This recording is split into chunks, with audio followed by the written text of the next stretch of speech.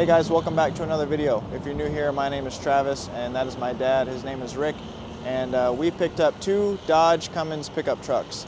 But the issue is we are in South Bend, Indiana, and we gotta get all the way back to Tucson, Arizona. We picked this one up and it already runs and drives, but the one we're going to that's actually in the picture, that one's in Dowagiac, so that's about a 40-minute drive from here.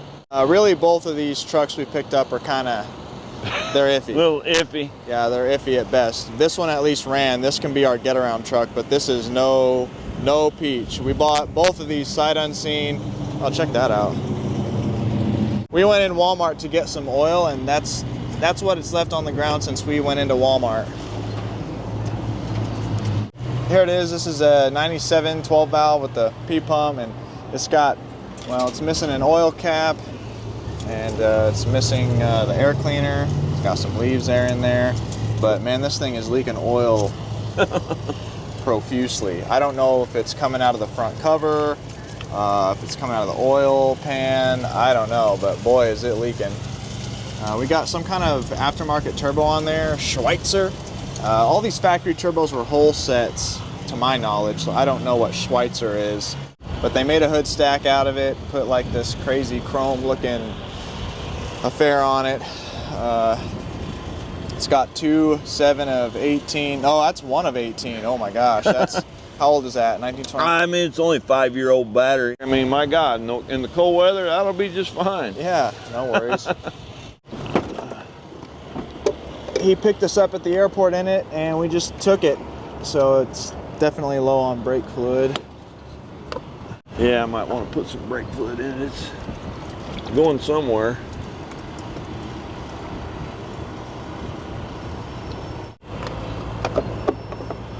It's been sitting for a bit, so let's check the oil. Oh, we should have picked up some rags. Yeah. Thing's got friggin' oil all over it.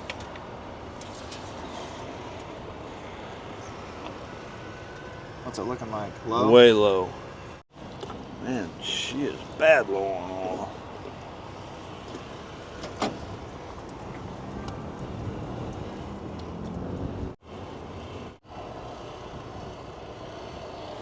It's sucking down 2.5 gallons pretty good. Yeah, that oil leak might have been a little worse than what he let on. Yeah, I think it's going to be a ruffian. All right. Is it good now? Yeah. All right. Good as Should we check the differentials before we go? Wouldn't hurt nothing.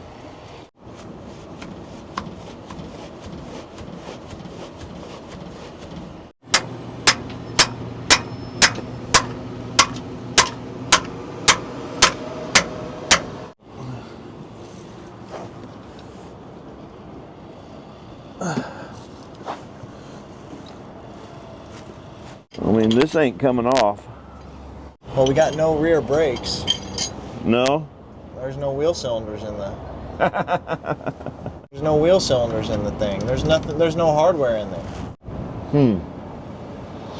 Good as it's going to get for now. For now. We got all 4 tires are bald. We got a couple of lug nuts missing. The rotors are totally shot. See them grooves in there? It's got pads though, I think I saw. Tires are bald back here. Some ugly looking rims. Whatever the spikes are. Again, bald tires. Rust in the cab corners. 6-year-old batteries. I think we've looked at this long enough. Okay. All right, let's go to Dowagiac. We're going down the highway and steering wheel's cockeyed. Something's going on with the alignment. We got duct tape on the steering wheel. Radio's not having a good time. It's not paired to anything. It doesn't want to play. We got no e-brake handle because there's no e-brake because there's no brakes in the back. The dash isn't cracked, but you can tell it's a different color from the rest of it. That means they probably put a dash skin on it. It was black when the original one was tan. They sell dash skins for these because they're so bad at cracking. Windshields cracked and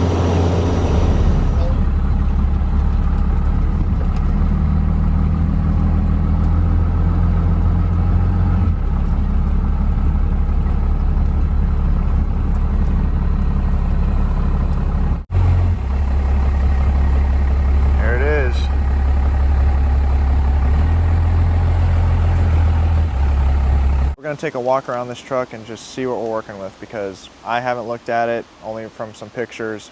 So we're really looking at it and digging into it for the first time, like literally right now. So this is a 1997 Dodge Cummins regular cab, not an extended cab, dually. It says 4x4 on the tailgate, but he told me it was a two-wheel drive, so either someone switched the bed or switched the tailgate or something. Like we got some tires that are halfway aired up. Looks like they're holding air, like a little bit. I don't know if that one is. No. Nope. This one here, I don't know if they have like a air pump, like a, well, she's down, I mean, at least it ain't unbeaded. That's a positive. Let me go look at the other side. Ah! Watch out there, bud.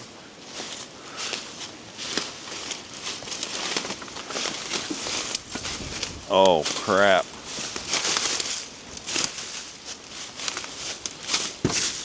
Yeah. That's a no-go. That's a blowout for sure.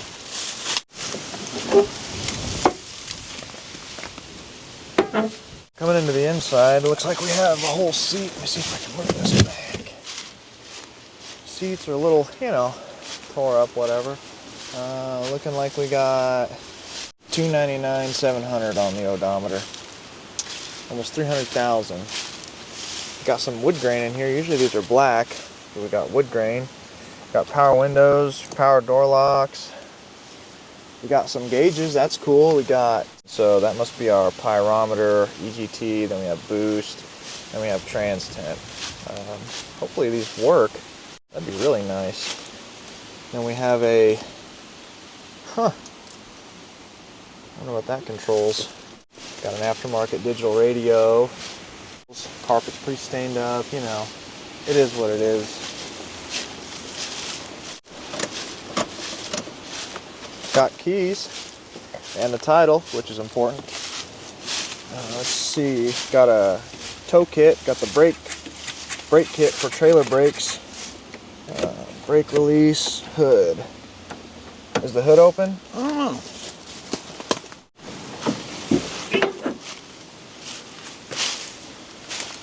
Looks like it's all there. Yeah, wow. Oh, look, it's running dual fans. Somebody. Oh, it's got electric fans. Oh, Fan. someone Oh, left a wrench. This Oh, is that was for bleeding the injectors. Oh, yeah. So what he told us is that he's a dealer, so he's got like a dealer lot here, more up front. This is his personal stuff in the back. And he sold this truck to a landscaper, and the landscaper started to say that if you start the truck up every day, it runs. But if you leave it for a day or two and then you start it, it won't start. And then you have to bleed the injectors and then it'll run fine. But you have to run it every day. And if you don't run it every day, you have to bleed the injectors. So this gentleman bought the truck back from him, and then it's just sat here for... It looks like it's been sitting here a while. Yeah, they say like a few months or maybe a year, but there's a tree growing behind this thing that's 6 foot. I mean, the leaves are as tall as me, so I don't know how that could be. Does that battery have power? I don't know. Thought I heard something. I thought I heard a little... Here, hook that up. And let me turn the key. I swear I heard something. Turn the headlight. Oh! Turn the headlights on. Hold on. No. I got some gauge action. Headlights? Yeah. Really? Yeah. Oh, wow. Left signal? No signal. Left, yeah, I can see it in here. Nothing up front. Left. Nothing up front. Oh. Let me look back. Nothing in... Oh, you said left. Yeah, left. No. No left? Uh-uh. Right? Yeah, right one's working. No left? No left. Hold on, let me go to the front. Turn them headlights out so we're not killing the battery. No, nothing in the front. Oh, wipers work. Hit the key and see if it spins. What? Turn the key and see if it spins.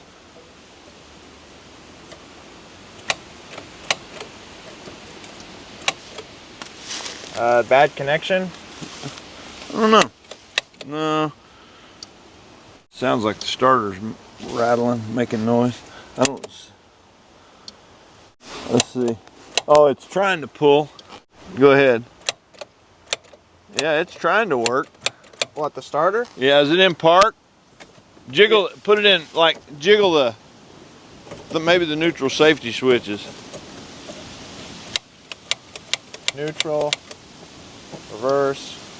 Neutral safety's working. I don't hear it clicking. Park.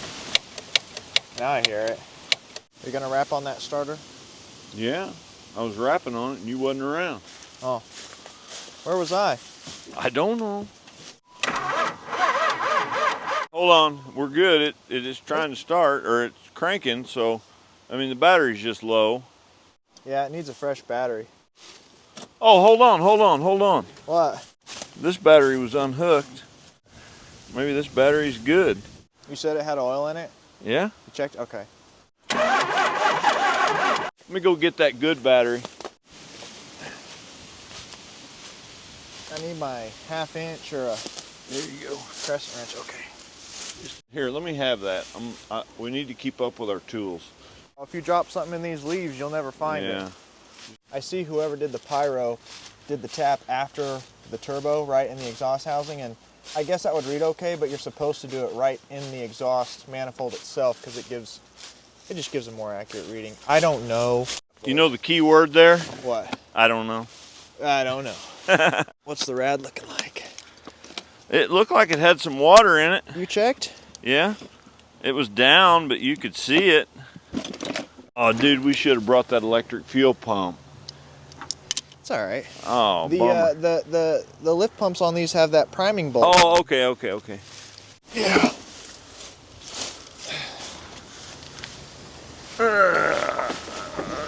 Right.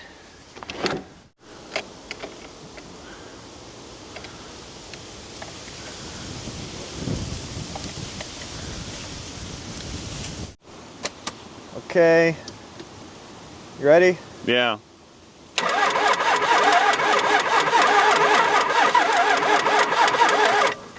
Huh. Won't turn over very fast. See, the lift pump is way down there. I mean, it's hard to even see it with the camera. See where my, no, you can't see where my finger's going, but I'm putting my hand on the top of this lift pump, and there's a piston on there, and you can prime it by pushing that. Not really gonna be able to see me doing much of anything, but it's down there, you believe me. Do you want to unloosen one of the fuel lines? Well, Where's that 19 that was on top of this thing? Where's that magnet over there? It dropped straight down into there. What do you figure the odds are of that coming out of there? You better grab. Oh, look at that! Almost. Hold on. Grab it when it comes up. I know, I can't reach Grab it. Get it. I'm gonna go put this magnet. Every time I touch something, I'm gonna go put it back. We're awkward to get to.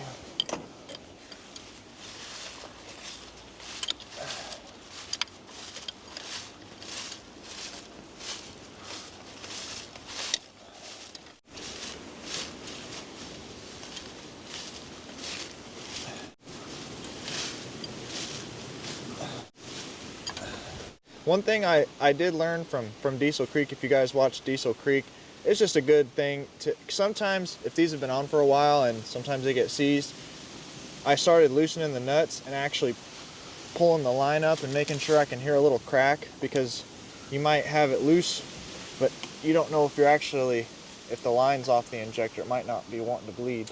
So it's just something I started doing. What we should do is loosen up the 10 millimeter on the fuel filter.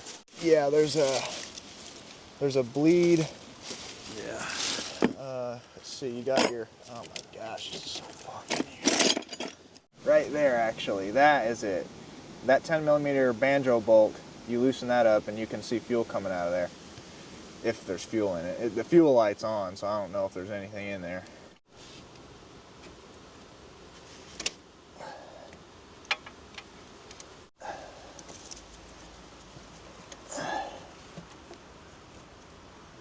All right, it's loose. Yeah, let me hit that thing and see. Oh. Yeah, it's got fuel. Wow. And it's green. Smells Smells good. all right.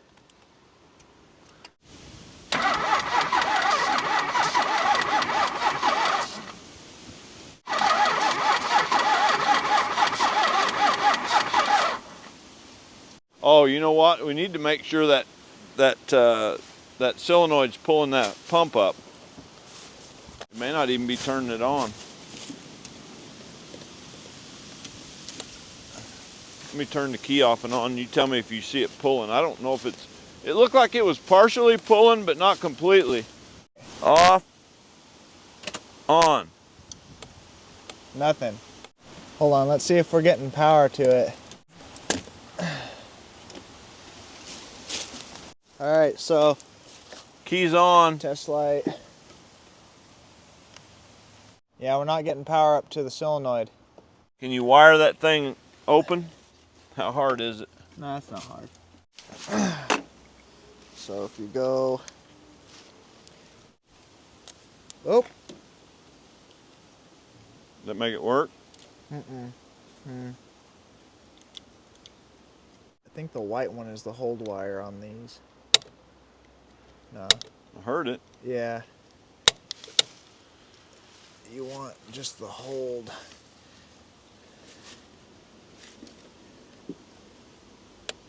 Okay, now it's up.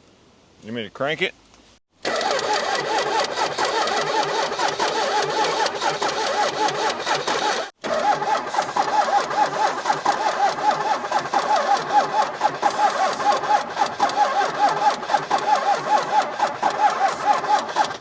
Huh. I'm gonna try it again.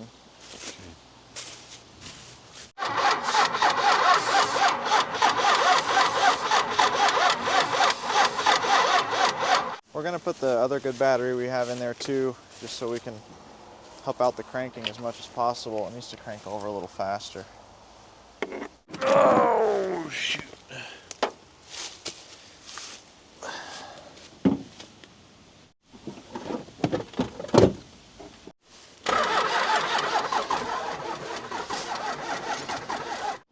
It should still try to light on that.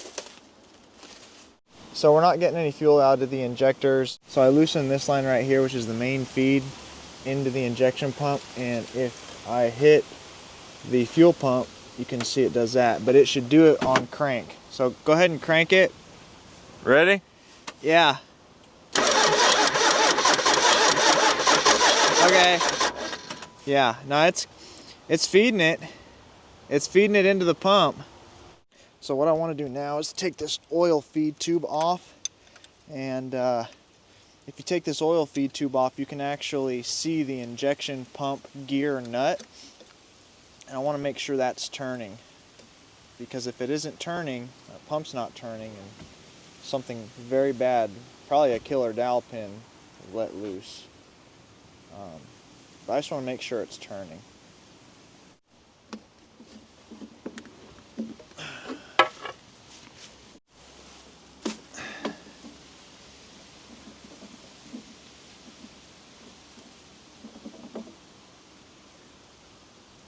Ready? Yeah.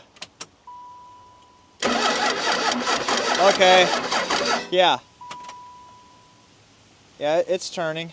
Dad wasn't really confident that that fuel solenoid was pulling up far enough to turn the fuel on, because what happens is that plunger, this big rod goes in the plunger and it pulls it up, sucks it up into the housing of that thing. And let's see, where is it? Oh yeah, right here. Here's the fuel shutoff, and it's manual ultimately, but you actuate it with that solenoid. And this is off, and then this is on, and that fuel solenoid was only moving even up into the housing, not that much. So we put it all the way on. This is like all the way on, and we cranked it and we're getting some fuel now out of these were loose. Like I was like, well, let's try and loosen these and see if it comes out of these. These were like already loose. And I cranked it and we got a little bit of fuel. So that's good news. So we're gonna tighten them. Did you unloosen them all? No, they were already loose. Oh, every one of them? Yeah, they were all like that.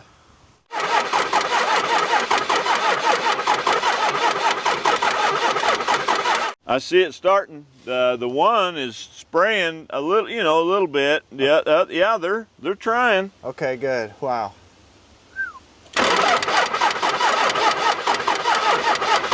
Oh yeah. How much of them are spraying? Excuse me? How many of them are going?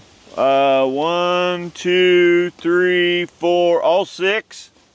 Okay, let me crank a little more and then we'll close them.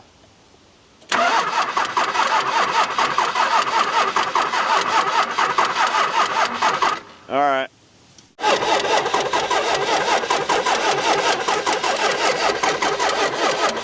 Okay, hold on.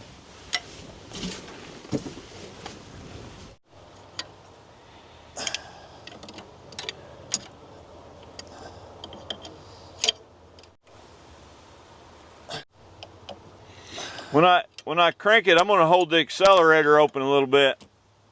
Okay.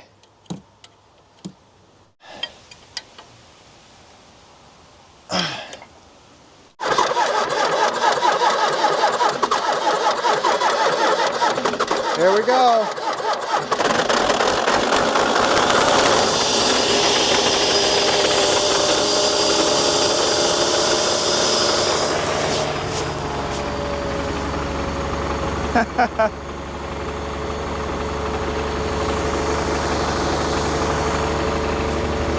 Yes.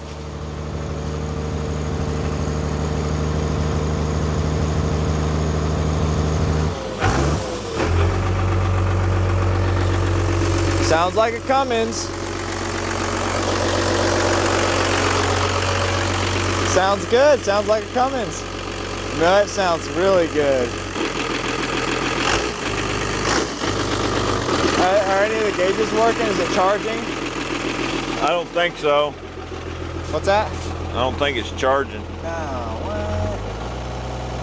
Oh, that's a load of baloney. Yes. Are any of the gauges working? Oil pressure. Oil pressure's working. No tack. You know what? It might not be charging because if that tack isn't working and we're not getting any power to that fuel solenoid, there may be some fuse or something missing. See if it goes in gear.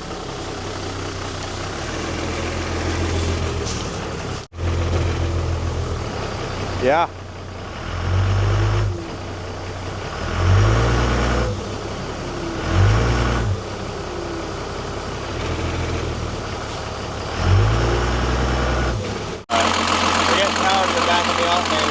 See, this truck is charging, I think, computer controlled.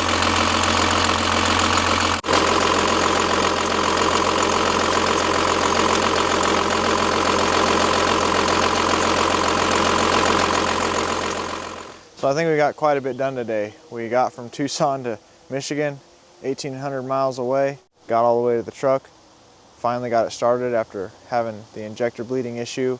It ran good, we ran it for a long time, we got it warm. It's a little low on water.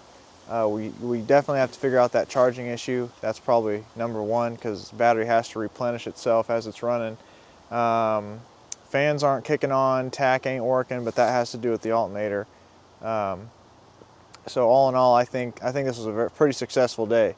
We'll have to come back tomorrow and address the charging issue, and then probably once that's done, we're gonna have to do tires. And it feels like we have pedal on the brake, don't we? Yeah, I think we have pedal on the brake. A lot of the interior stuff seems to be working, headlights, signals. The electrical seems to be pretty good. But if we can get it charging and get a tire situation figured out, we're gonna be in good shape.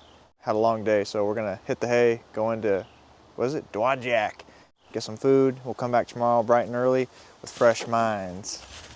You guys know by now that I like old signs, and I caught this one in the restaurant we ate at. Kalamazoo direct-to-use stoves ranges.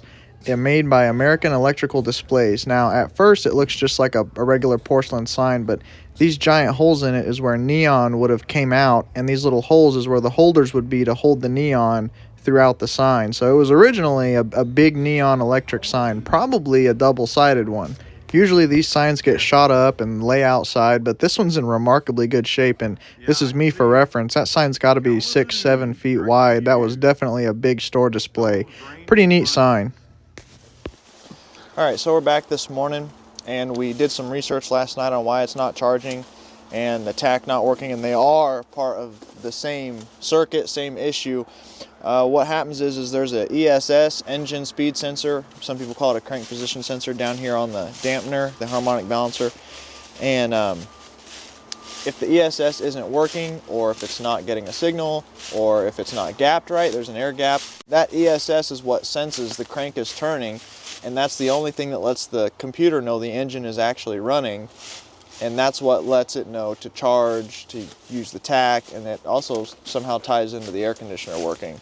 So what we're going to do right now is test and see if we have, I think it's 5 or 8 volts. I think 94 and 95 is 5 volts, and then the later 8 volts. Is 8 volts, so I don't know. We have to have some signal coming from this harness to the ESS. If we have signal and voltage, then we need to check the speed sensor. It needs to be sprayed real good. Turn this fan on. 12.4. Huh. You have the key on? That's weird. We're getting a signal, but it's like 0.35. Key's on, but that's... Check them all. I did. So we've just been sitting here doing troubleshooting. We're looking at this, where the fuses go, and number 9 is the engine fuse, and there was no fuse in it. So I took a fuse out of the cruise control, put it in the engine fuse. Power. Power. Check it out now, 5 volts. So let's plug this back in and see if it charges and the tach works and everything. I'm not getting any crank now. Oh, that's right. There's the tach. Still no charging. Weird. Oh, there it goes. Yes, yes. It was just a fuse. It's working. Hey, go up there and ask them guys if they got like a thing. Jack? No, well, the air, we'll see how many, if the tires will hold in the air.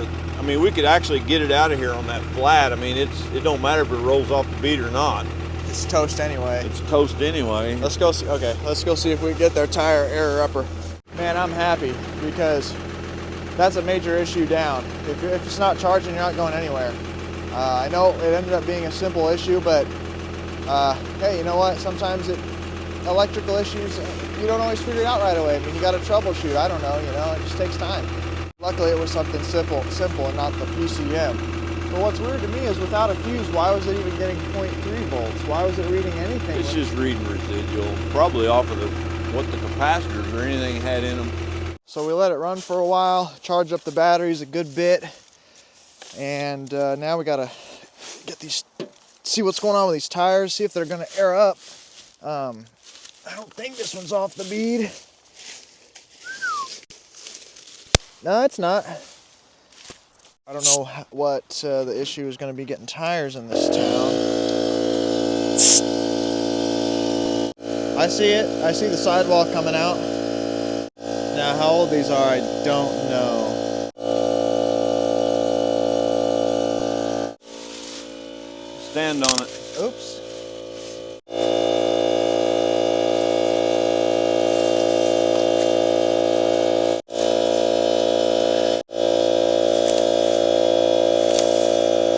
All right, so I think it's finally time to back this thing out of the woods where it's been sitting for years. All the tires surprisingly took air.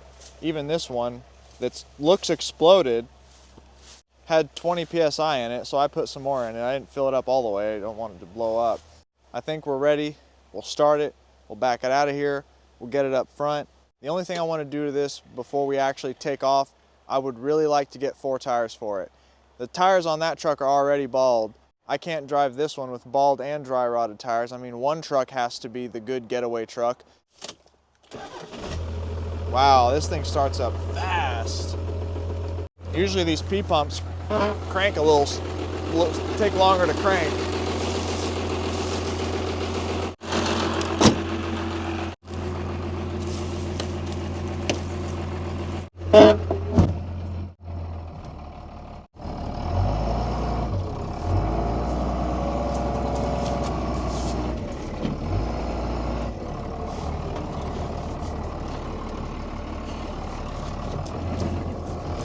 I can feel the power brakes working.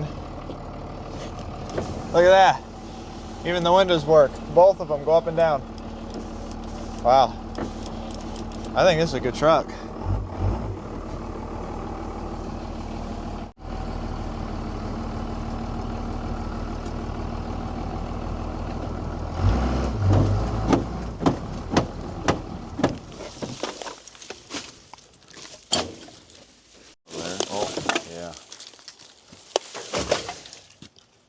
This ain't off this truck, is it? It looks like an inner fender. Are they both there? No, it is for this truck.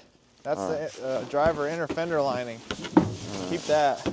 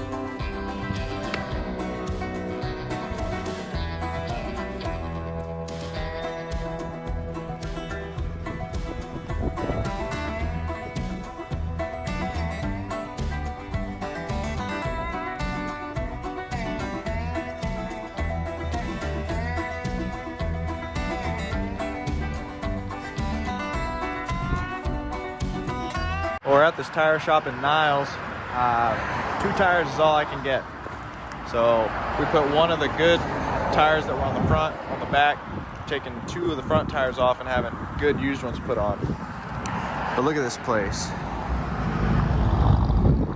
These are the kind of places I like to see, you know, it's just got a vibe. It's a scene. You know, we don't have anything like this in Tucson, these old shops. I mean, look at that. How long has that sitting chair been out here? You know, many a cigarette has been smoked in that chair. Can only imagine. Look at that old concrete. Check out that cool wooden box, Travis. I like that antique. What goes in them boxes? All All the valve stems? yeah. You know, keep them. Actually, it's being used. These old wooden tire holders, man, that's cool. You just from around here, or No. We're from Tucson, Arizona? Arizona. What? I'm gonna drag this all the way out here to our neck of the woods. Well, we bought a couple of diesels and we're driving them back down there. The truck we're driving, it doesn't have good tires, so don't want to blow out. This is a tire off the rear. You can see the belting. We're gonna do these two. I figure the fronts are more important than the rears. You got all the weight and steering up there. And these are used, but man alive, they look good for being used. Look at that. If you wouldn't have told me, I'd pay brand new price. All Take right. a video? Oh yeah. Yeah. You gonna make us famous? I make YouTube videos. Do you? Yeah. I need to hire you to make me a YouTube video. I like this shop. You run this shop? I do have a lot. Yeah. We just got both these tires mounted and balanced and back from the shop. I'm gonna put these on and Dad's gonna actually go back down to the tire shop to get tires put on this truck.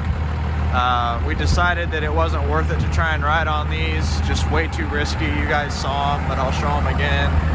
I mean, you're almost down to the belting. There is no tread. They're all like that, every single one of them. So I'm gonna put these on while he goes back down to that shop. And then really this will be drivable, so I can drive back down to Dad.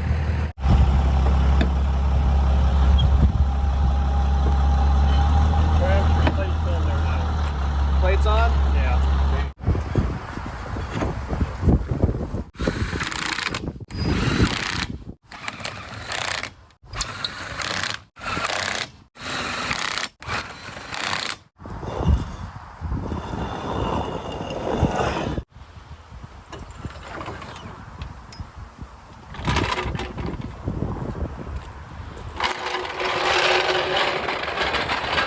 I'm just giving it one more look down, and if I can see any leaks, fuel leaks.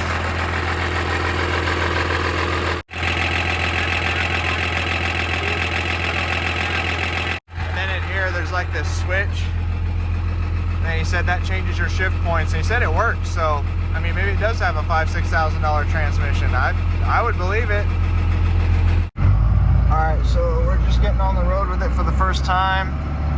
We got second.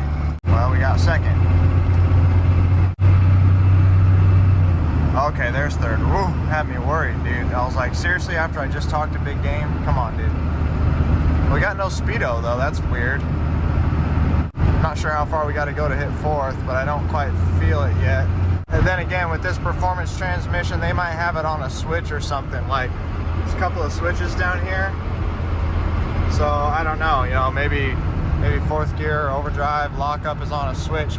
Because I know when they do performance transmissions like what I'm doing back at my house, if you guys are following along with that build, one switch, if it's really a performance transmission, like for real, one switch will be for your overdrive and one switch will be for the lockup torque converter. So, I don't know.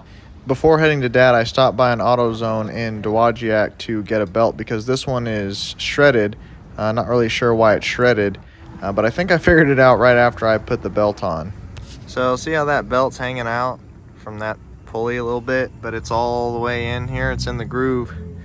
Somebody put the wrong alternator or pulley on here, and you can see it's colored black like it's new. So yeah, we're gonna shred this belt too, but I don't know, maybe it'll make it 1,800 miles. That belt, other one looked old and shredded. This one will be new and shredded by the time we're done. And then I made sure to add some distilled water to it because the water was pretty low. It took a gallon, and then I ran it, and it was flowing pretty good. So I'm pretty happy with that amount of flow right there. You hear that noise I'm talking about? Hold on, listen.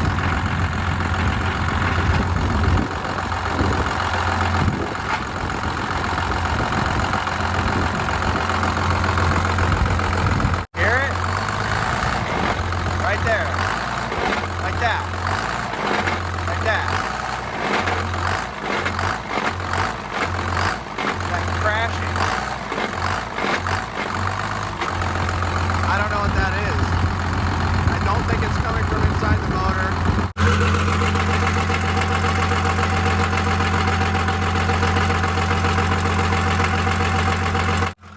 I also saw what looked like transmission fluid coming out of the engine breather tube, which is impossible.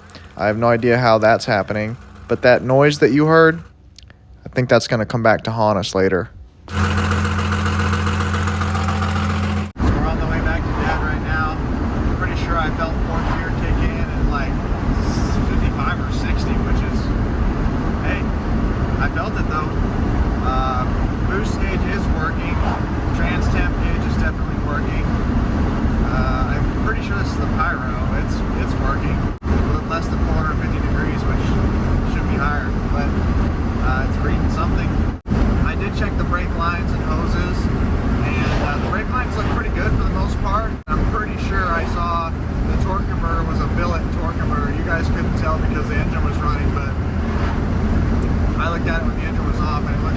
the billet triple disc torque converter I got for this Cummins build I'm doing back at home. So I really do believe somebody spent 5-6 grand on this transmission. Also, some more good news, the speedo picked up and it started working. Also, it only took $10 in gas, 2 gallons of diesel. So that gas gauge just must not work.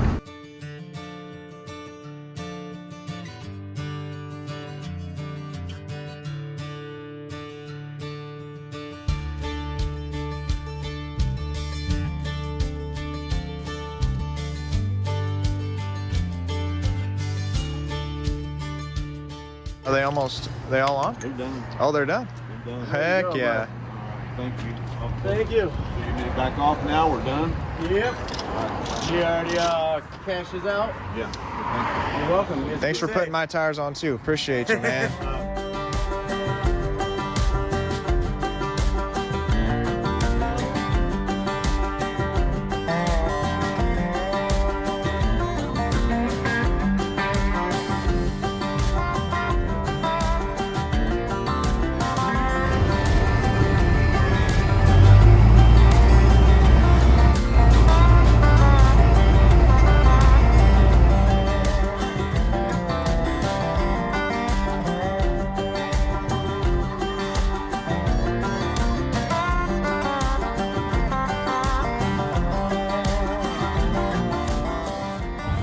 This thing's slinging a lot of oil, so I need to see how much oil it's slinging. 67, 68 is about where it likes to be. It don't like it much more than that. It wobbles and rattles.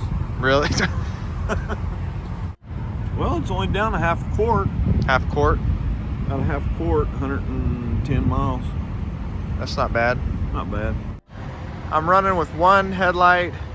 The other headlight, it was working, but it went out. There's water in there. I got no tail lights. What signal do I have? The left? I have the right turn signal, no left, no brake lights, no tail lights, and one headlight. So again, we went 110 miles so far. We gotta do another 200 to get to my aunt's house, who we're trying to stay with tonight. Oil slinger.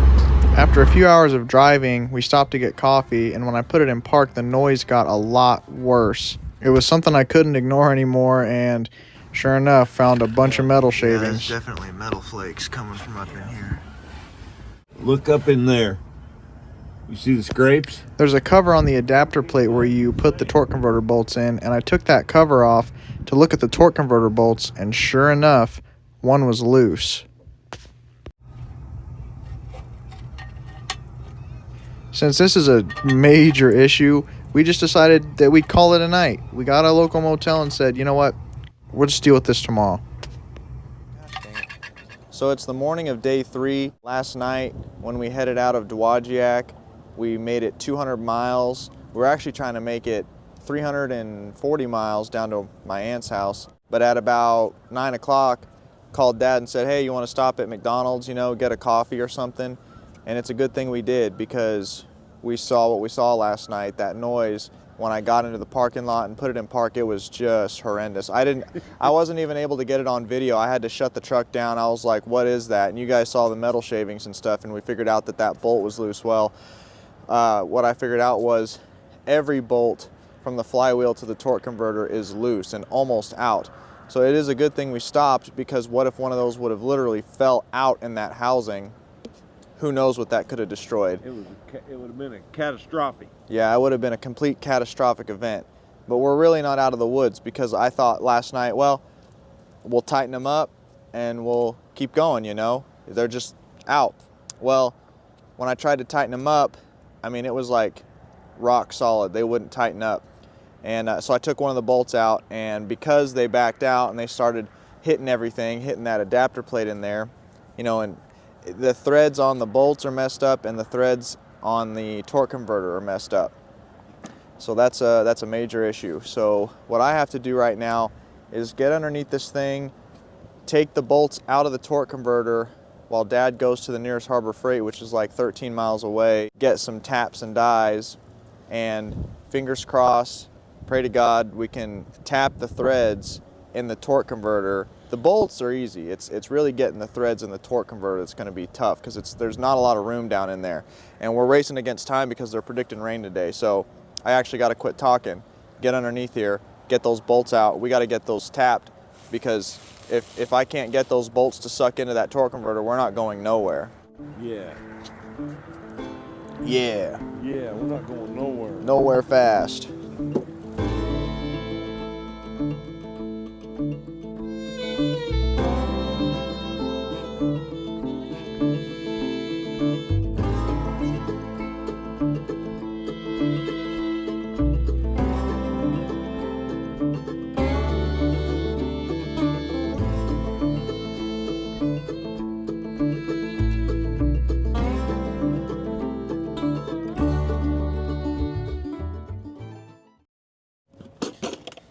Okay, so I got all the torque converter bolts out. Dad is back from his parts run for us. Thank God we have this second truck. What'd I do, you know? So You'd be in trouble. yeah, I'd be in trouble, serious trouble. So this is kind of what they look like. They're supposed to be 6. One broke. I took 4 out, and then the torque converter started spinning. Like I could freewheel it. So I don't know where the 6th one even went. So we're gonna have to tap these out and just use 4, I guess. My dad went by not an AutoZone, an Ace Hardware. They didn't have any fine threaded bolts short enough. They're all too long. So I went to Napa. They didn't know what a 3/8. They didn't know what a fine threaded bolt was. Never heard of it. They didn't know what a fine threaded bolt was? Nope. Didn't know what it was.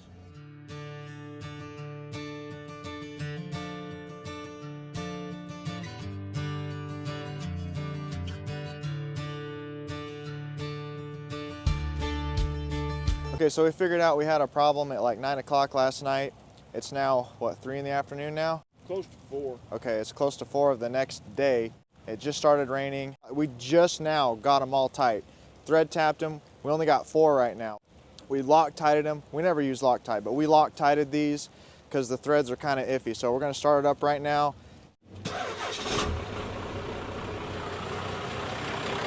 I don't hear it at all. It's perfect. What? I don't hear it at all. No, I don't.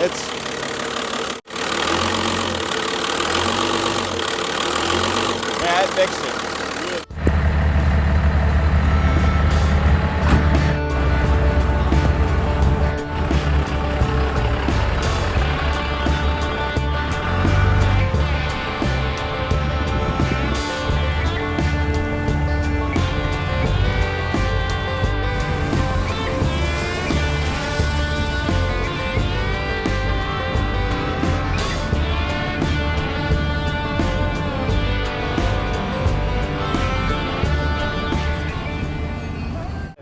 Above 60 and especially above 65, I can feel a vibration, which I'm sure is because of the torque converter bolts. You know, not all of them being in there is probably throwing its balance out of whack. I mean, I can sort of deal with the shake riding in it, but the only problem is 1, crack the flywheel, 2, it could destroy the front bushing and the front pump seal and the transmission right where the torque converter goes into the front pump.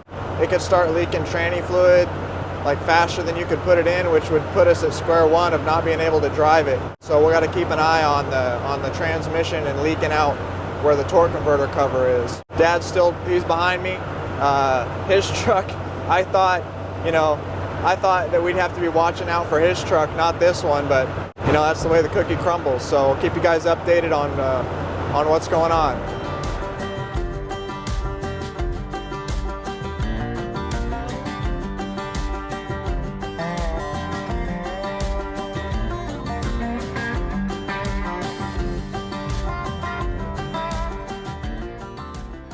Good morning, guys.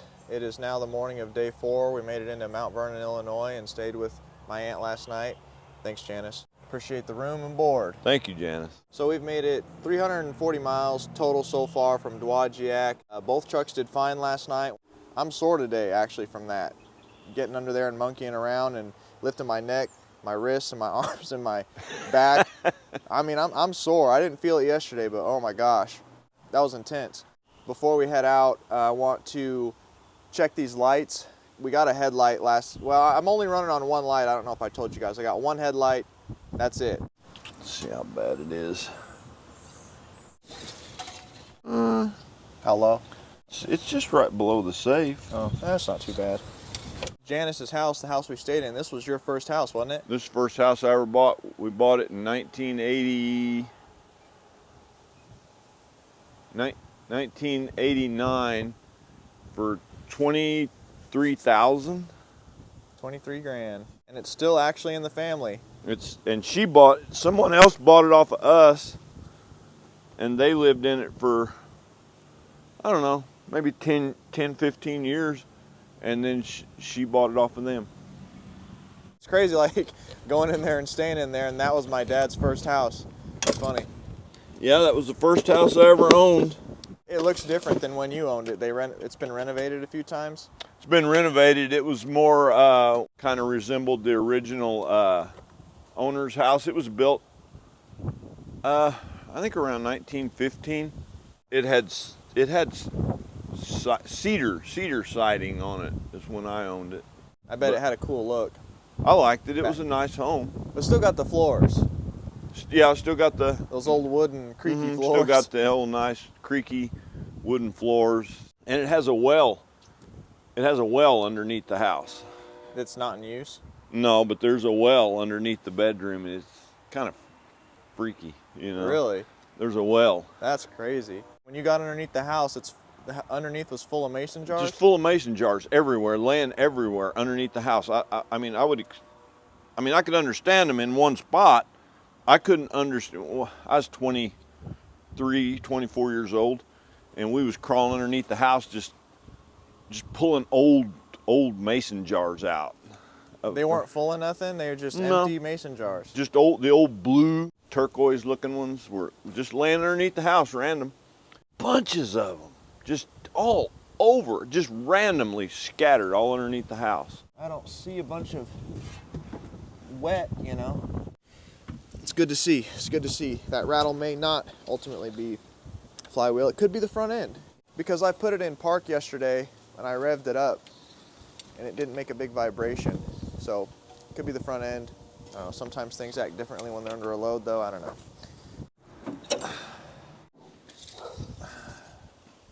Friggin' full. Water looks like water. Good, good, good, good. Hasn't leaked a drop. Any leaks this truck has is very minimal, very minimal. So we figured out our power situation for the time being.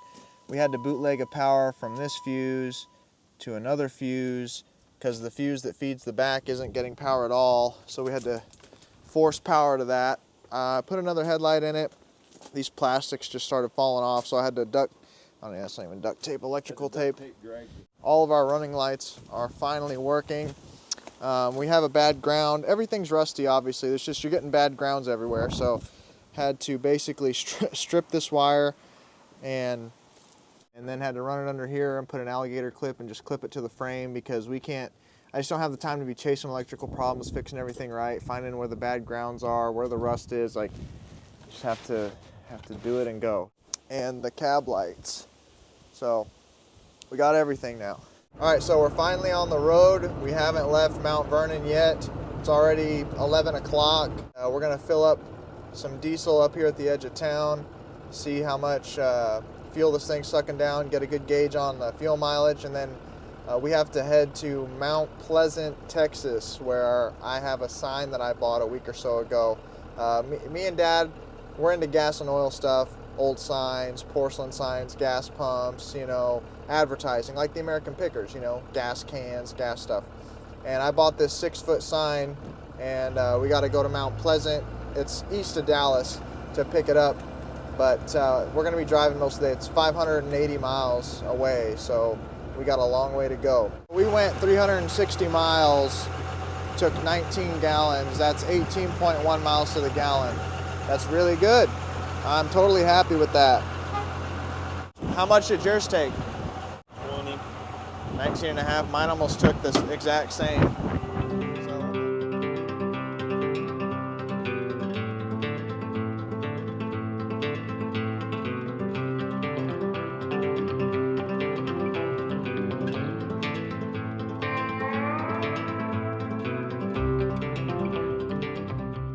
We were gonna head out this morning and head to Dalton's from Pole Barn Garage's place. As you guys know, if you guys watch the channel, we became friends. He's visited me and I was gonna visit him, but it's putting us a little out of the way. We still don't know these trucks through and through, so we gotta take the quickest route to Mount Pleasant. Because something I didn't tell you guys is that Emily's 20-week appointment is Monday, okay? If you guys didn't know, my wife is pregnant with our first child, and it is Thursday, and we still have 1,500 miles to cover in 2 unknown trucks. And let me tell you something, it's a big appointment because it's the halfway mark. It's where they find out the gender. It's where they can see the baby and everything that's going on. You know, and if I am not there on Sunday night, my you-know-what is grass and Emily's the mower. So it is extremely important that we do not take any detours that add any extra mileage, because I have got to get home.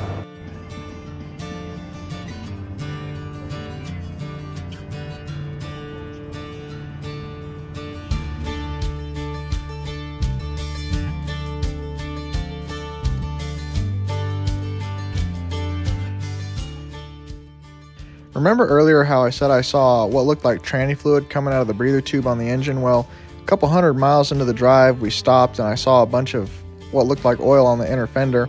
Got underneath, looked for leaks, and behold, I find the breather tube wore a hole in the metal line. So there was luckily an AutoZone right in that parking lot we stopped to eat lunch in, and I got a hose clamped it, and it seemed to stop it for now. Will it fit over there? Yeah. Good. Says. Yeah, it looks like it'll fit. Says it's for 4-inch.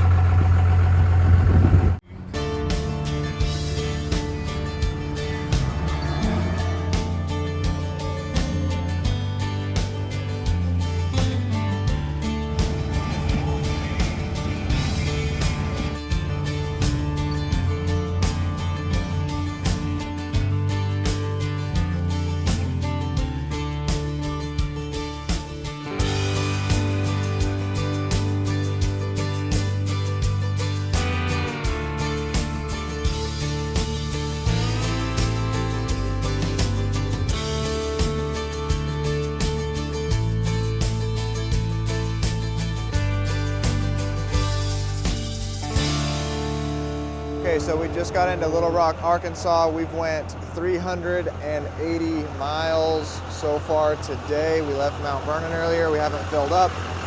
And we've went 380 miles on 19 gallons. That's exactly 20 miles to the gallon. I calculated it. I'm happy with that. 20 miles to the gallon, that's awesome. So after fueling up in Little Rock and getting a little bite to eat at a Church's Chicken, we headed down into Texas, because I'm going to a gentleman named Robbie's house to pick up a sign, a 6-footer. This 6-foot round road sign is probably one of my favorite graphics in all the collecting world, even out of Texaco, Sinclair, 66, all of them. See, where are we at? We're in New Boston. So heading out from Mount Vernon, Illinois, we made it a little over 530 miles yesterday. We didn't head out till about 11, so we got in at like midnight here. And doing like 65, you know, it's taking some time. 67. If you notice, this is the first day we're actually able to not have to wear beanies and jackets and long johns and 3 layers of shirts. It's starting to feel a little more like home now. We're far enough south to where it feels normal to be outside. It was the calm before the storm in Michigan as far as cold weather goes, but boy, cold for us anyway, so glad to be further south. We have to head to Robbie's place to pick up my Amlico sign, and he has a couple of other old signs that we'll probably take a look at just to see what he's got.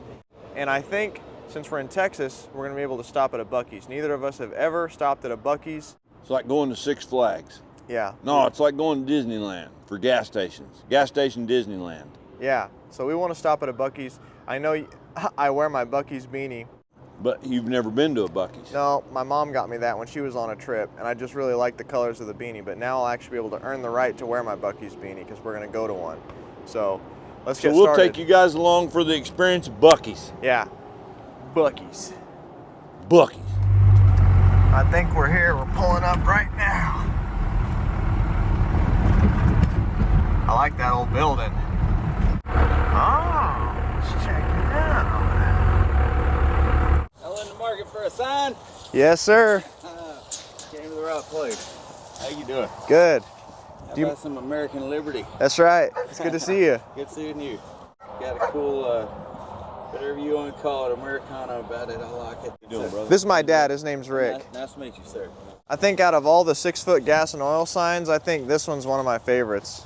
It is, most of them have been shot on the end of the star. Where'd you find this one at? There, and it's gonna sit there and bounce. So let's wait to load it until. Oh, you know, I got them old tires, so gotta think about that. Interior and all, it's just over the whole car. Known for catching moisture. Original paint. Wow, this thing is Interior clean. Incredible shape. Oh my gosh. Got this one little bit of wear here, but door panels are perfect, just like they left the factory. The dash is perfect. Everything is incredible condition for 70 model. 1970 Cadillac Fleetwood. What car is 60. clean? It's called a Fleetwood 60 Special. Car is clean. Man, this is a clean car. This is a road tripping car. December of 79. Was the last time it was registered? Yeah. Look at that old Texaco service sticker. That's wicked. I always love seeing that. Little piece. Hey, just a tad Texaco service A sticker. little small little piece of can. Man, I'd love to do a flying drive in this if this wasn't spoken for. That is a nice car. See you, buddy. 83,000 miles. Look at the way these doors shut. They all trashed out with the license. Wow. Hey, that was my grandfather's 68 Chevelle. Still got its original spark plug wires from 1967. Oh. Yeah, like Q7 of 67.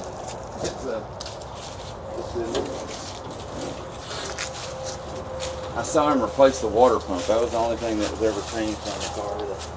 But yeah, if you look at the spark plug wires there, dated 1967. The original purchase invoice, that was the next count over. 67. 2800. Wow. 307, 3 on the tree, bolt on under the dash, Harrison air conditioning system. Pretty cool little. Yeah, that's an aftermarket add-on Yeah, AC that was- system. Sold out of Dallas actually. Harrison. It was a bolt on under the dash system they had. Check out that McDonald's sign. Yeah, a friend of mine wanted to donate that to my your cause. collection? Yeah, I got the little piece there that broke out. Hey, Doggy. Great Dane, Great Pyrenees, and Rhodesian Ridgeback snakes. Yeah. You're a cute dog. What kind of wrecker's on this? It's a Holmes 480 mechanical boom. Holmes 480? Yeah. 480. The 480, the 440 was one of the best, but the 480 was good because you could actually swing that over. Yeah. You had to lift something up and whatnot. Oh, are those pump plates? Yeah, these are some of the nicest these are some of the nicest in the country. Huh. Use Gloco higher octane. Oh, look, that says Texlite. Yeah. That's the same people that made the Amlico Texlite. Some people know immediately what these are, but not everybody does. So these are pump plates. So these aren't signs that would have hung on a wall or in a window. These would have went literally on the gas pump. So the gas pump would have been standing there, and they're called pump plates. They would just, because when the gas pumps come from Wayne or Gilbarco or whatever, the pump is just a pump. It's like a car, right? Like think about a car with no branding. The gas station would buy the pump with no branding, and they would put their branding on it, right? So that's why they'd make these pump plates, right? Because every gas station had the same gas pumps. So whenever they'd get the pumps, they'd be unbranded, and then they would brand them with these pump plates. All right, we're headed out of Robbie's and 2 Lowe's to get a strap for that Amlico so it doesn't fly off, because that is not a cheap sign, let me tell you something. And on those pump plates, I passed because you've got to be so careful. If you know anything about signs or anything and you deal in them or you want them or you think they're cool, You have to be so careful of fakes. I'm telling you, they come from India. It is a big problem in the sign collecting world. And most of those pump plates, he didn't lie about them, but I think most of those pump plates were fake. Even the Gloco one, which I thought was real, I think it was fake. The one I really liked and knew was real was that American one because, hold on, I'm turning here. I knew that was real because it had the maker's mark on the back, Veribright sign, Chicago. That one was real. He wanted $350. I offered him $2. He said $3. I said no because I don't know the value. I'm just out of my league. I don't know what they're worth. It could be a smoking deal. I don't know. Some pump plates are worth thousands of dollars, but I just don't know enough to know that. So I went ahead and passed. Stopped at Lowe's, got some straps to strap the Amlico sign down. Now we are 67 miles away from world famous Buc-ee's. I'm excited. Like 120 gas pumps or something like that. It's like a mall. You know, I heard Buc-ee's actually got in a lawsuit because you're not allowed to sell gas cheaper than you buy it. And Buc-ee's was selling gas for less than their cost to get people in the store, you know. And they went to court over it. I don't know what ended up happening, but I don't know why they care, because if you get right down to the bottom line, most gas stations, actually all gas stations, they're not making their money on the gas. The gas is just a come on to get people in the store. Gas is taxed so heavily, and the government has their fingers in gas, trying to take as much as they can. That's why you see places like Buc-ee's and Quick Trip, where they're really pushing their inside the store food, you know, like QT kitchens, like Quick Trip's got their kitchens and stuff in there where they make food. They're making their money on the chips, cigarettes, and lotto tickets. They're not making nobody's making money on gas, like the gas stations aren't. I mean, it's the same thing Costco does, where they sell their hot dog, their $1.50 hot dog, at a loss. They sell that $5 chicken in the back, the rotisserie chicken, they sell that at a loss. Why? You know, to get you to travel all the way to the back of the store to get the rotisserie chicken and see a TV, or see a phone, or see a ring, or see a jacket or pants or something you want. I mean, it's just smart marketing.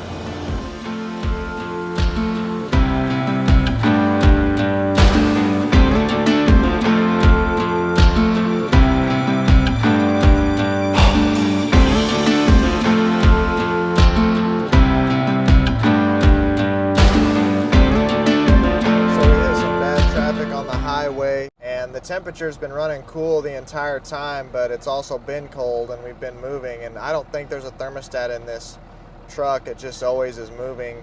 But you can see now we're getting up there close to 190, so if traffic doesn't start moving, I don't know if those electric fans that they hooked up, it's supposed to have a mechanical fan with a fan clutch. They put these electric fans on it, and I've never heard them come on, but then again, it's never got hot enough. We might have to pull over here and try and hotwire these fans if things get too bad. We seem to be moving a little bit better now. It was creeping up above 190. As long as this thing will move air through the rad, it'll cool off. But if we stay stopped for any length of time, I'm gonna have to pull over and hotwire those fans for sure. We're approaching 200. I don't like that. It's definitely getting too hot. We pulled over. Traffic everywhere, and it goes way far ahead. So are those the wires for the fan? Yeah.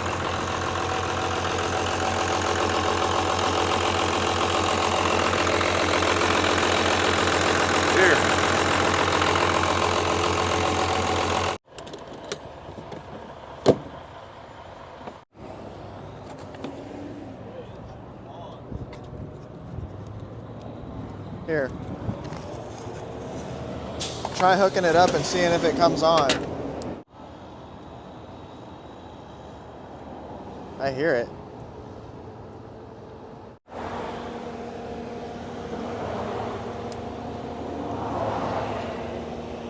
One is.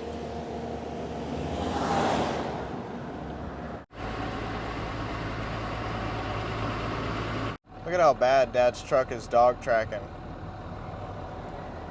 That's horrendous. You see the front wheel way out past the rear wheel. There it is, the big pole sign.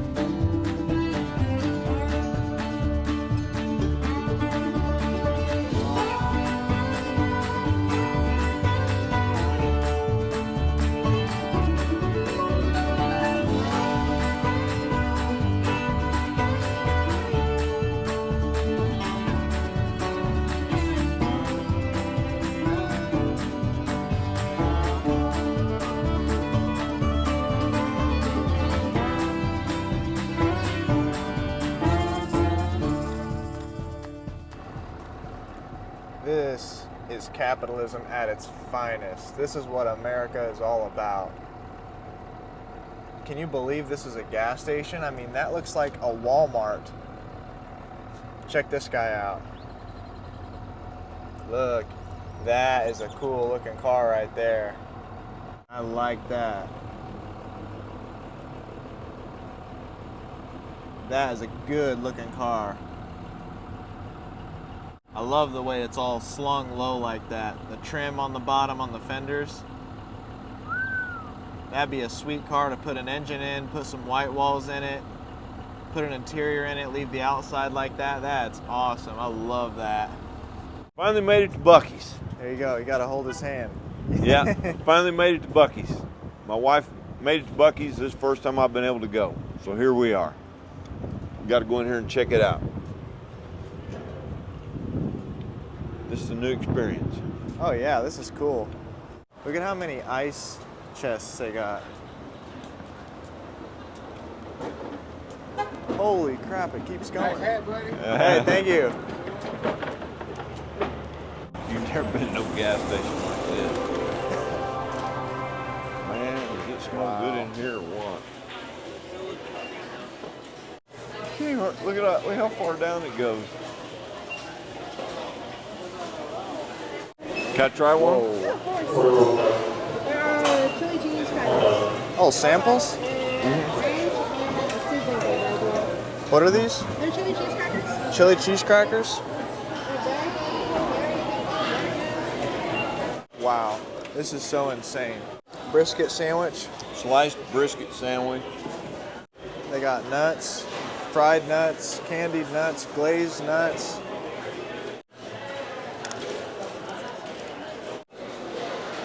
Look at that. They got banana pudding, chewy praline, all kinds of fudges. Wow. Fajita tacos, chicken burritos. Texas cheesesteak burrito. 10 soda stations. Look, they got this entire pepper. section for jerky. Just hand me like one of them. Just put one of them. Yeah, just put the. Yeah, there you go. There you go. I like that. Yeah. Filling my cart up with stuff. I'm getting a chopped brisket sandwich, some beaver chips, some fudge, jerky, candied nuts. Being in this Buc-ee's for the first time and seeing how amazing it is really makes me think of that picture by Norman Rockwell that he painted called Freedom from Want. Just the American way, you know. What we've been able to create here, you know, in the land of plenty. It's just amazing to behold. The idea that we've kind of came so far as a country that, you know, in a lot of ways we are free from want. You know, we have more than we know what to do with in so many ways. Check this out. They even got an advanced design 47 to 53 Chevy in here. That's cool. Love these trucks. Got a couple of these at home. Filled with Buc-ee's plushies. Oh, that's so cool. World famous jerky rack. What sandwich did you get? It's called the. 3 meat? Yeah. Is that good? Mm-hmm. I got some of these beaver bites. Chopped brisket Buc-ee's sandwich. This thing's gotta weigh like, it's big.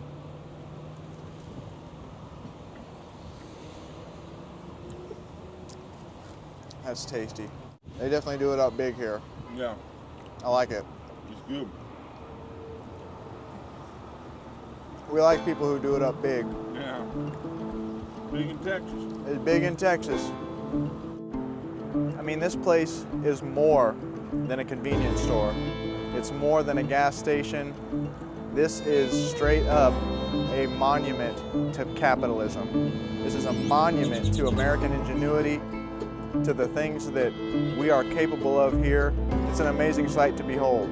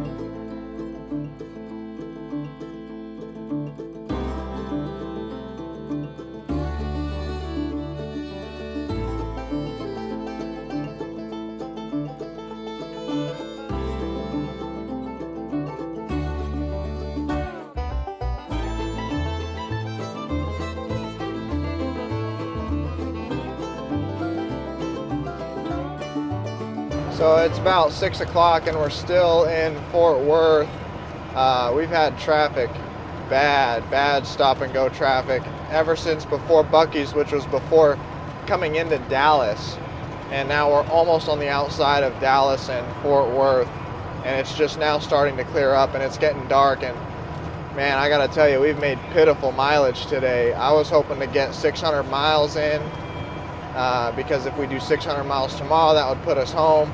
But we've only gone 200 miles today, like maybe not even 200. We're closing in on 200 and it's like 6 o'clock already. So we're gonna have to drive well into the night to even get close to 600 and have to make up the difference tomorrow if we're gonna get home tomorrow, providing that we don't have any issues.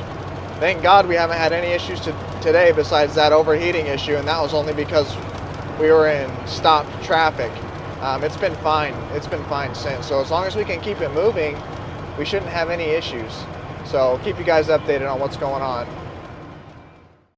So we continued to drive into the night for a few hours before we hit up a rest stop to check the trucks out, and probably found the nicest rest stop either of us had ever seen in our lives. So we stopped at this rest stop here in Texas, and I was sitting in the truck and Dad said, hey, you got to come in here and check this out. So we're going to check it out. It's the most beautiful rest area I have ever seen. Look at this. Oh, wow. Look how nice this is. Look, it's like a little history lesson. It's like a little walk through history thing. I love stuff like this. And there's nobody even here.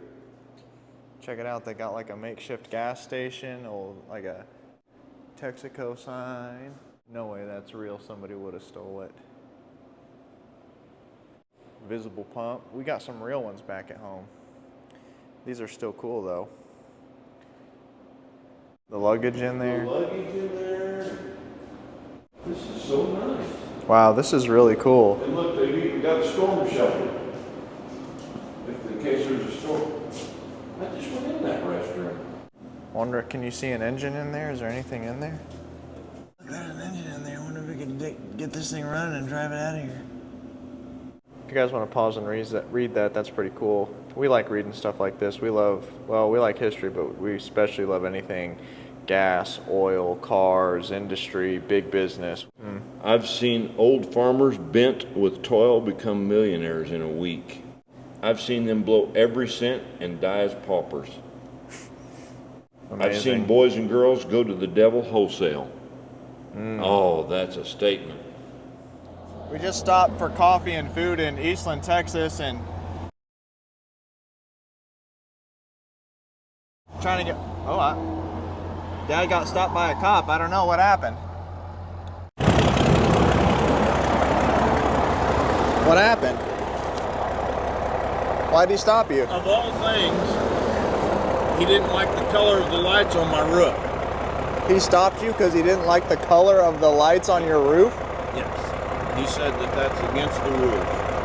And I said, do you want me to cut them? And he said, that's up to you. He said, you may get stopped again. Why? Because they're blue, like they resemble police lights or something? I don't know. That's what he pulled you over for? He was very nice. There's so many things about this truck that we shouldn't be driving, and he stopped you because of that? Yeah, let's go. I think we should just be happy and go. So we went down the road a little bit, and I got some more not so good news. We're having the same problem we had before we left. No charging, tack not working, and I checked the fuse. I said, okay, the fuse blew. Pulled over, checked the fuse had not blown, swapped the fuse for another fuse, nothing changed. Now we have another issue in the engine speed sensor circuit. Could be the engine speed sensor this time, could be the PCM, could be we lost power or ground somewhere else. So right now I'm just running off the juice from the battery. I turned the radio off. One good thing about these Cummins is because it's a diesel, they don't have a high energy ignition system, spark plugs, coils, wires. It's all mechanical, so the only thing that we're using is the lights. I don't really know how long you can go, hours and hours on that. So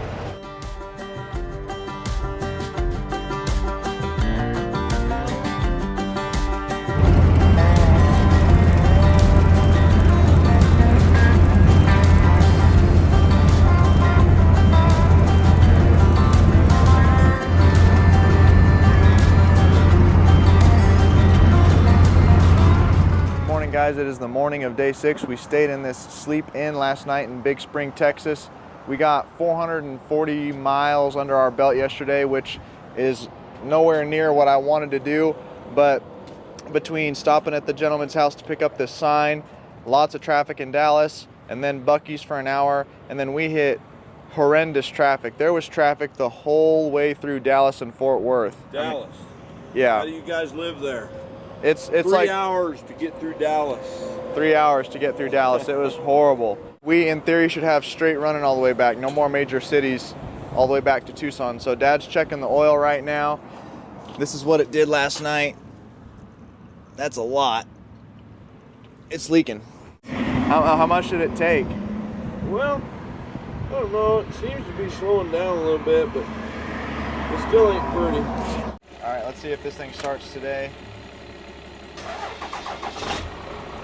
Good deal. Check out that old gas station. Well, service station, I should say. Look at that Gulf. Look at that pole sign. That's really cool. I love it when people restore those old service stations. That is so cool. There's our destination right up there. The Hotel Settles, Big Spring, Texas. Big Spring is a small town with about 22,000 people, and if you drive through the middle of it, you'll see a lot of boarded up businesses and a lot of closed down shops, but right in the heart of downtown there is this towering building that overlooks the entire town called the Hotel Settles, completed in 1930. And for many, many years, this was actually the tallest building between El Paso and Fort Worth. Now, why on earth would a building that looks like it should be in the heart of New York City be almost in the middle of nowhere? Well, a couple named Will and Lillian struck oil on their ranch here in Big Spring in 1927. And with their newfound wealth, they hired somebody to help manage their money, and he said, well, you should build a hotel. And so they did. Now, this hotel has been restored. It's not its original condition, but more on why it was restored and what happened here in a minute. But coming from somebody who restores things and preserves things, this is immaculately done. It takes your breath away to think about the work. Oh, these are pictures of the restoration. Yes, look at the bathrooms. Yeah, those were the old bathrooms. Look, that's them raising the sign. See, that's the main staircase right there. Goes up into the left and right. Right here. Wow. Look, the ticker works. Oh, it does. Somebody had that job Of cleaning everything? of painting all that and doing all that. And that was somebody's job. A lot of effort. A lot of effort. I mean, it's a beautiful, beautiful place. It's just, you know, what oil could do. Oil did it. Money from oil. Did you find a payphone? Yeah. Look, it says, there's a big warning here. Slugs are unlawful. Use of slugs, mutilated or foreign coins, or obtaining telephone service by force or any fraudulent means is prohibited by the federal, state, and laws. A maximum fine of $1,000. Maximum imprisonment 5 years. 5 years for jacking with a payphone? Jacking with the you don't jack with the Bell telephone. You don't jack with Bell telephone.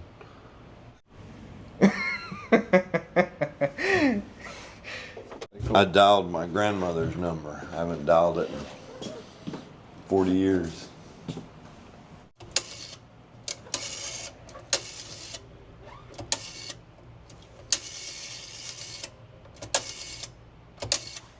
That was my grandma's number. 244-2031. She's been gone a long time.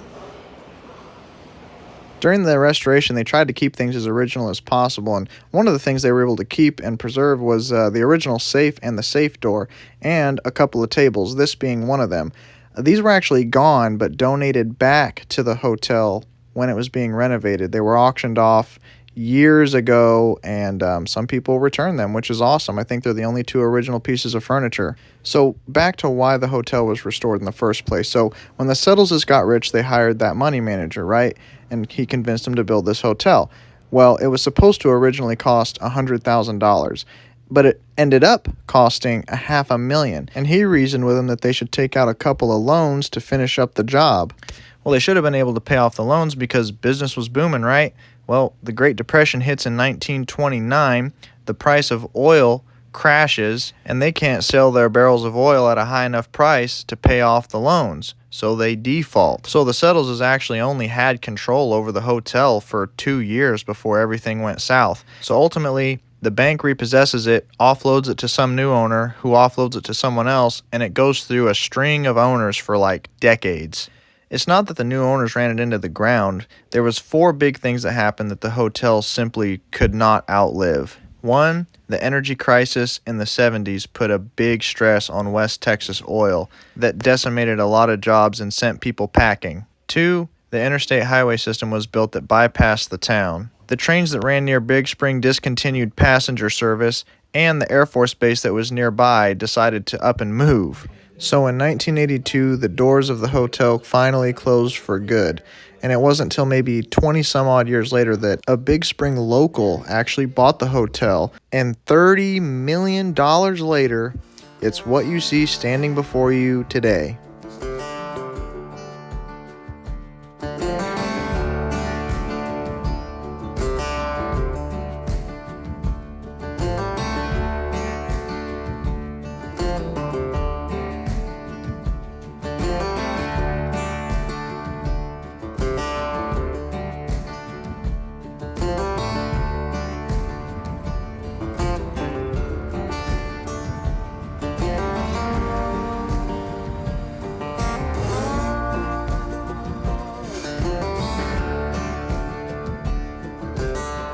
So we just filled up here in West Texas. The last time we filled up was Buc-ee's in Roy City, which is 421 miles away. It took 21.5 gallons, and that averages out to 19.5 miles per gallon, which is awesome considering all the terrible traffic and the stop and go we had yesterday. That's phenomenal. So I'm totally happy with that. Hopefully we make it home tonight. You know, the United States has some of the highest posted speed limits in the world. Not the highest, but close. And I thought 80 was actually the highest posted in the United States, but actually there's a section outside of Austin that it's 85, which I didn't know. And I also thought it was kind of funny that I caught this Cummins dealership as we were driving by because, you know, we're driving two of them across the United States. And I think our interstate highways are interesting to capture because kind of like we study the Roman aqueducts and their infrastructure in amazement, if someone ever rediscovered America, I think they'd be amazed at our highway systems. All right, so I thought I'd give you guys a little update. We are now in Deming, New Mexico, starting out from Big Spring this morning. I think we've made it 400 and some miles. It's now nighttime. It's like 6, 7 o'clock. We're getting a little bit of fuel. We already grabbed a bite to eat. Dad's checking the oil again in this thing. So we got 200 miles left and we should make it home tonight. If nothing goes wrong, Dad cut up some of a rag and put this over the top. Yeah, because you know we're getting into dusty climate and he doesn't want anything down in there. Well, there you go. Did you check the oil yet? Yeah. How low was it? Low? Yeah. Oh, of course. And my truck is still not charging, so well, I'm just hoping that those batteries carry us the last 200 miles. And also, this strap was busted. I had to put another one on it. When we got into town, this one was gone. But luckily, the strap kit I bought had 4 in it, so I was able to slam another one on, but it's cheap Chinese crap. How much you think you've dumped in it since we left Michigan? 2 gallons? 6 6 gallons? 6 gallons.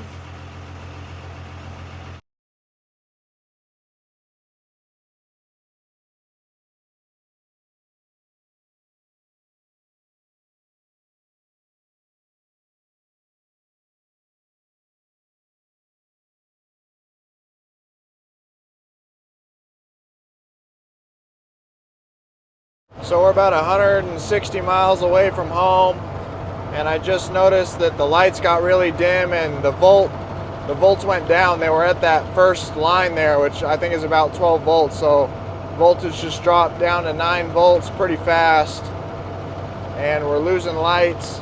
It's real dim, and if those batteries go out, we're definitely going to lose overdrive. And overdrive is the only reason we can even do 65 right now. I think Dad wants to stop soon and check his oil again.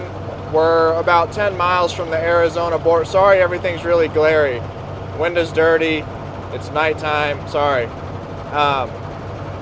We're gonna check the oil once we get into Arizona, and we might swap those batteries out for those other batteries that we took out of this truck because they had a charge. Once that voltage dropped below 12, man, it really took a hit. I don't even know if we're going to be able to make it the 15 minutes to the next truck stop.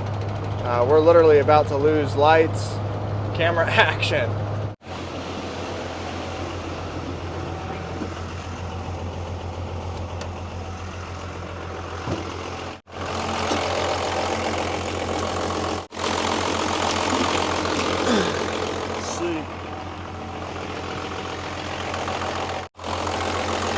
Put it in there.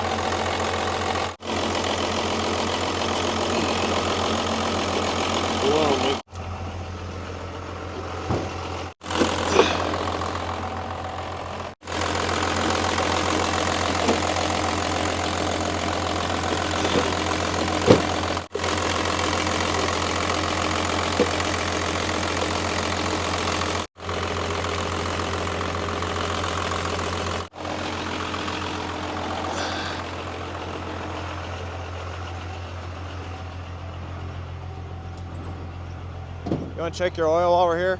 Yeah. All right, we got good dash lights and headlights. We'll shut those off for now.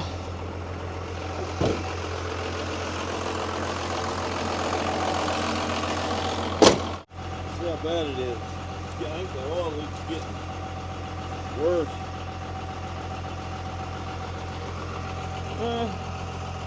Not too bad.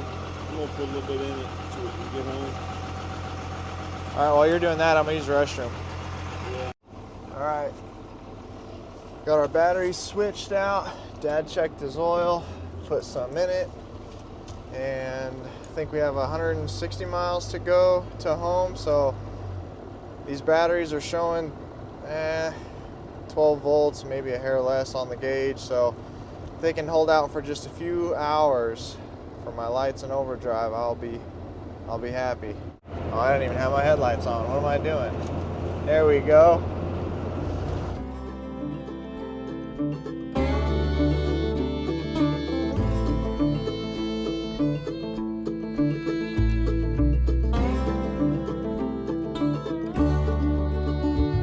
All right, we're maybe been driving for 30 minutes and these batteries are about dead.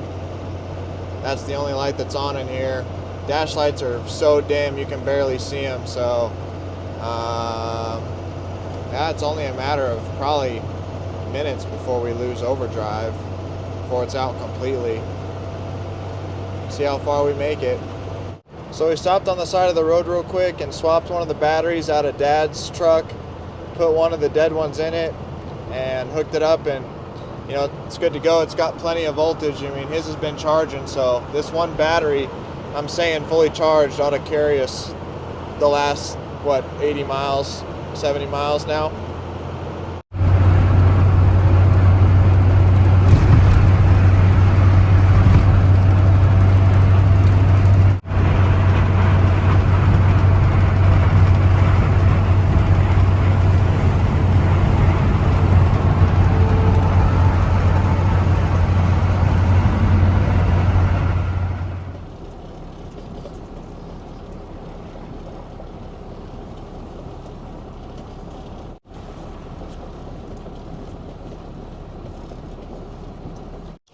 Well, they made it though. Here they are. Yeah, both of them bought sight unseen from Facebook Marketplace, some pictures and some phone calls, and that was it. Bought them. We were looking at them the same time you guys were looking at them. That torque converter issue almost had me. And the charging issue, I thought we had that one nabbed, man. That one really bugged me, that it was charging and then it quit, and it's something else now. Burned up two batteries, two good batteries, then burned up the two half good batteries that came out of the truck, and then had to put one of Dad's batteries in it. So 2, 4, 5 batteries. 5 batteries, but it made it home. But it made it. Nothing ever touched either of these engines though. Man, they held strong the entire way. The motors never stopped, except for somewhere between here and Michigan. I lost 6 gallons of oil. 6 gallons. Yeah, if you guys find it, return it. We got that Amlico sign. That's another big win. You can see it in the background there. I already have a 6-foot Amlico, but I got that one because that one is actually too nice to be up in the air. If it's the sun, it hurts it. So I got that one. It's in worse shape. I'm going to take that one down and use it as trading stock for another 6-footer that I really been gunning for. That's a first. I don't care what anybody says. We own it. That is the first father-son flying drive. 2,000 mile. I don't even know any miles. No. I don't think any other father-son's done a flying drive. I don't think no one's done 1,800 miles, and nobody's done it with 2 vehicles. We done 2,000. Did we do 2,000? Yeah, because the route we took. Oh, it took us extra mileage. Yeah. Thank you for the views, the likes, comments, subscribes, the feedback, everything. And I hope you guys enjoyed this, because it sure took a lot of effort to bring it to your screen. So Thank you guys for watching. thank you. It was a good trip. Enjoyed it. We can laugh about it now. We made it. Yeah. But, Yeah. I can tell you. Once the beating's over, it's never seems as bad. Yeah. That was a good trip. I enjoyed it. That was an adventure for sure. Yeah, that was Deluxe. That was it. I'm telling you that. Hey guys, so I wanted to end this video off a little differently. You guys remember how earlier on the way back to Tucson, I was saying that I needed to be back by Monday because that was Emily's 20-week appointment, the halfway mark where they figure out the gender and they see everything, and you know, you get a clean bill of health or not. They get to see all kinds of things at that appointment. And as a lot of you know, this is our first child. And when we went to the appointment, we didn't figure out the gender that day. We had the doctor write it down on a piece of paper, and we came to New York with the results because we're spending Thanksgiving with her family. So this is actually coming out Thanksgiving Day. You guys will all see this on Thanksgiving Day. And we did a little gender reveal thing with her family. Since starting this whole YouTube journey, I brought you along on so many adventures between Dad and me, and building cars and doing flying drives, and you know, now you guys all know that we're having our first child, so I thought I'd bring you along for the gender reveal too. So before we bring out the little baby outfit, think about what you think the baby is. Do you think it's a boy? Do you think it's a girl? Write down in the comments. Write it down in the comments. What is your vote for? What's your tally for? Or do you just hope for a healthy baby? But everybody secretly, I think, has that little, well, I think it's a girl. I think it's a boy. I hope he gets a boy. I hope he gets a girl. You always think that a little bit, even though you're happy with whatever. So anyway, you want to bring out the little thing? Mm-hmm. Okay. Right, are you You guys ready? It's a girl. It's a little baby girl. It's a little girl. Oh. Our little outfit. Emily's friend actually bought her this outfit. Yeah. And this is a really cute outfit. I really, This is so really cute. dig this. It comes with like a few different pieces of headbands. Yeah, like some a bows. bonnet and a blanket. And it's really sweet, and she did such a good job planning the reveal for us. Yeah. So what we had to do was, since we didn't want to know right then, we had her coworker, which is a good friend, actually call like a little bakery here, and they made cupcakes with like blue and pink filling. So then we all got together, and we all ate the cupcakes, and whichever cupcake had the most blue or pink filling, you know, that was the gender of the baby. And then that was how we found out. And it was very came down- suspenseful. It came down to the last cupcake. It was actually tit for tat the entire way, and then I had to be the tiebreaker to do the last cupcake. It was so much fun. Yeah. It went perfect. So I think pretty much from the beginning, we both had a feeling that it was a girl. I think like since being pregnant for just a few weeks, we just both had a feeling that it was going to be a girl. And so it was just nice for this reveal to confirm our gut feeling. Yeah, even from the very beginning, like first, I don't even know, there was no rhyme or reason for it, but I thought it's gonna be a girl. Yeah. And so many people around us thought the same thing, that they had like a gut feeling. And you know what's funny? Everybody showed up to the cupcake gender reveal wearing pink. Like a lot of people were wearing pink. They're just Only, like two a lot of were people had already wearing blue. concluded it was gonna be a girl, which is funny because nobody knew. Nobody No. knew. Well, now you all know. I want everybody to say their girl baby names they suggest, because we don't have that's a good idea. we don't have any names picked out at all. So if you have a girl name suggestion, put it down in the comments, because I have no idea. Yeah. You know, I almost want to like see her first Yeah. before I even, I don't know. I'm like a visual person, because Yeah. what if you think one name and then she comes out and then you're Looks like, like another. well, you don't look like that. You know, you Yeah. look like something else. I don't know. We're definitely going to be deciding in the delivery room. Yeah, be like, yeah, you look like that. I don't know. Yeah, You I have don't a like- feeling it'll come down between like two names, and then we'll decide. Yeah. Once she's here. So. Probably. Yeah, We're gonna do it definitely late. need some good name suggestions. We're gonna do it late, Yeah. probably. Yeah. Well, I hope you guys enjoyed this video. I hope you enjoyed the fly and dry between Dad and I hope you enjoyed our little gender reveal. Some people, you know, they're following along with it. They know you're pregnant and they want to know the gender. Well, now you know. We all know. It's a girl. And I hope you all are having a good Thanksgiving and you have great holidays. And we will see you in the next one. Happy Thanksgiving.